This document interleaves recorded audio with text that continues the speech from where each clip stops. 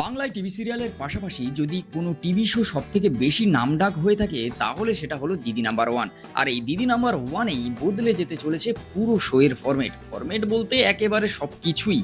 মানে দিদি number one তো থাকছে, কিন্তু দিদি থাকছে না, মানে রচনা ব্যানার্জি থাকছে না। সেই রচনা ব্যানার্জি আর রচনা ব্যানার্জির হোস্ট করা দিদি নাম্বার ওয়ান আর রচনা ব্যানার্জির সেই আইকনিক হাসি আর দেখতে পাবে না বাঙালি দর্শক। টিভির সামনে বসে হাতে চায়ের কাপ নিয়ে মুড়ি মাখানো সঙ্গে চপ বা পেঁয়াজি নিয়ে যদি বসে দিদি নাম্বার ওয়ান তুমি দেখতে চাও, সেখানে কিন্তু আর রচনা ব্যানার্জিকে দেখা যাবে না, কারণ তার জায়গা চলে এসেছে এখন স্বস্তিকা মুখার্জি। হ্যাঁ, স্বস্তিকা মুখার্জিকে দেখা যাবে দিদি নাম্বার ওয়ানে দিদির জায়গায় হোস্ট করতে। নতুন করে কি আবার দিদির জায়গাটা নিয়ে নতুন বাঙালির ঘরে দিদি নাম্বার ওয়ান হয়ে উঠতে পারবে স্বস্তিকা মুখার্জি? এটাই হচ্ছে দেখার। এই শোয়ের ফরম্যাট যা ছিল তাই থাকছে, হচ্ছে না কোনো পরিবর্তন। হচ্ছে যদি কিছুই, সেটা হলো রচনা ব্যানার্জির জায়গায় স্বস্তিকা মুখার্জি।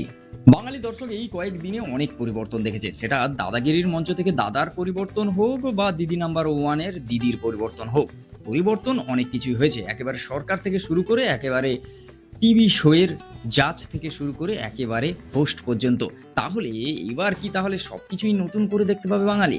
দেখার এটাই যে নতুন পুরনো, পুরনো নতুন মিশিয়ে একেবারে একাকার হয়ে যায়, না পুরো মিশিয়ে বিষয়টা আরো ভালো হয়ে ওঠে। দিদি নাম্বার ওয়ানের এই অনুষ্ঠান বাঙালির প্রত্যেকটা ঘরে ঘরে একটা ইমোশন।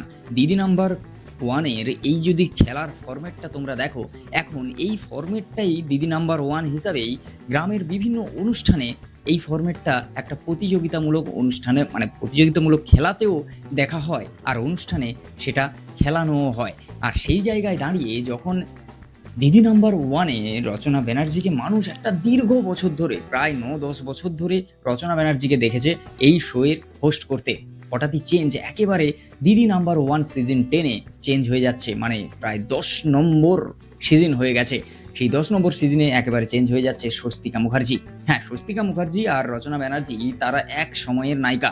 তারা যেই সময়ে সিনেমা করতেন সেই সময়ে একে অপরকে টক্কর দিয়েছিলেন, একে অপরকে টক্কর দিয়ে সিনেমা আসতো। প্রসেনজিতের সঙ্গে টক্কর চলতো, প্রসেনজিতের সঙ্গে রচনা, প্রসেনজিতের সঙ্গে ঋতুপর্ণা, প্রসেনজিতের সঙ্গে স্বস্তিকা। সেই টক্কর কোথাও গিয়ে আজকের ডেটে দাঁড়িয়ে টিভি শোয়ের একেবারে মঞ্চে, সেটা দিদি নাম্বার ওয়ান হোক বা বিভিন্ন জায়গায় ওটিটি প্ল্যাটফর্ম থেকে শুরু করে সব জায়গায় এবার দেখার স্বস্তিকা মুখার্জি দাপিয়ে বেরিয়েছে এতদিন ওটিটি প্ল্যাটফর্মগুলোতে। স্বস্তিকা মুখার্জি দাপিয়ে বেরিয়েছে সিনেমা হল, আর্ট ফিল্ম থেকে শুরু করে কমার্শিয়াল ফিল্ম। এবার দেখার কিভাবে এই বাংলার ঘরে ঘরে দিদি নাম্বার ওয়ান হয়ে উঠতে পারে আর সবার দিদি হয়ে উঠতে পারে, এটাই দেখার।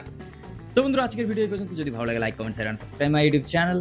আর দিদি নাম্বার ওয়ানে এইভাবে যে দিদি পরিবর্তন হয়ে রচনা ব্যানার্জির জায়গায় স্বস্তিকা মুখার্জি এসেছে, সেই বিষয়ে তোমাদের কি মতামত অবশ্যই সেটা কমেন্ট বক্সে জানাও। আর তুমি যদি নতুন হয়ে থাকো অবশ্যই এই চ্যানেলটাকে সাবস্ক্রাইব করো, আর হ্যাঁ, ফেসবুক থেকে দেখে থাকবে পেজটাকে ফলো করো। দেখা হচ্ছে খুব তাড়াতাড়ি নতুন একটা ভিডিও, ততক্ষণের জন্য টাটা।